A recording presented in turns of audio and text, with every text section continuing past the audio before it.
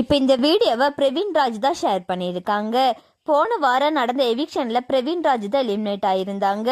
அவர் eliminate ஆகி வீட்டுக்கு போனதுக்கு அப்புறமா அவரோட மனைவி ஆரத்தி எடுத்து கேக் எல்லாம் வெட்டி செலிப்ரேட் பண்ண அந்த வீடியோவை அவங்க ஷேர் பண்ணியிருக்காங்க. பிரவீன் ராஜ் எலிமினேட் ஆனது அன்ஃபேர் எவிக்ஷன் அப்படின்னு சொல்லி பலராலும் சொல்லப்பட்டு வருது. இப்படி இருக்க நிலையில பிரவீன் ராஜ் ரொம்ப எமோஷனலா பேசி ஒரு வீடியோவை வெளியிட்டிருந்தாரு.